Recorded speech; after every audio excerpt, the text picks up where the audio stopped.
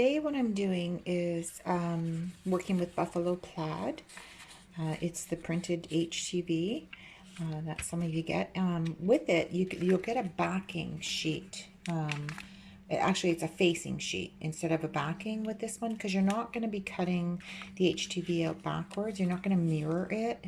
In this case, with this type of printed HTV, you're actually going to cut it regular like you do with regular vinyl, which is what I've done here. It does come with its own backing just for cutting purposes and whatnot and storing, but you won't be using this. You'll actually be using a piece that I've cut from the piece that comes with it. This is usually shipped with it from your supplier.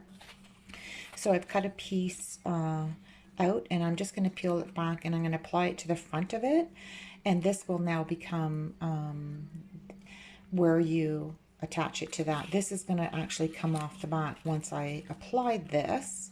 So I'm just going to do that, and I'll come right back, okay, and I'll show you what I mean. So I've cut off a piece of the facing sheet to fit the word. I'm not going to cut the whole thing. I'm just going to cut a piece off that will fit that.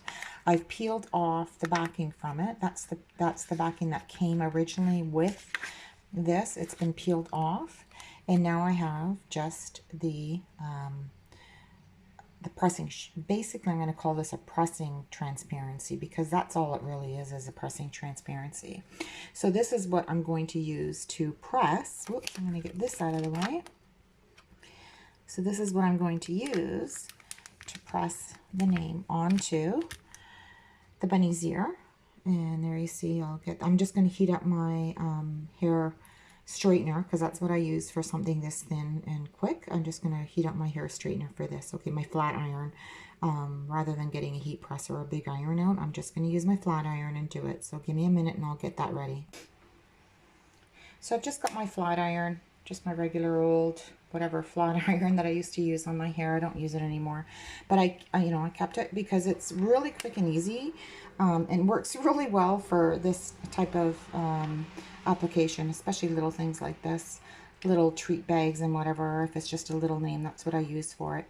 So I've just put this at 320, which is about medium on a flat iron, and I'll just let this heat up. And then I will press it for about, I don't know, 10 seconds. Then I'll take it away for a couple seconds, and then I'll press it again for 10 seconds. And then I'll peel away the sheet, and then we're good to go. Okay, so I'm just going to apply the flat iron to the name. And I'm just going to squeeze it nice and tight. Hold it for about, I don't know, 10 seconds or so. So I'm pressing hard with my hand. Just going to let it go and let it cool for a second. I'm going to do it one more time. Press it hard.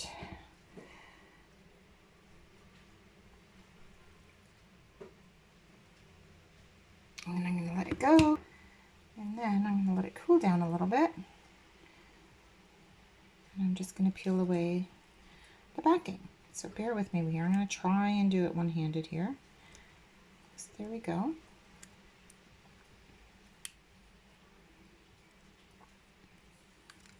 So anyways, there you go. That's what the buffalo plaid looks like on there. And as you can see, it's on there nice. It's not coming off. It's permanently on there, or as much as we can say permanently. But I think it looks adorable, and I'm sure the customer will be very happy with it.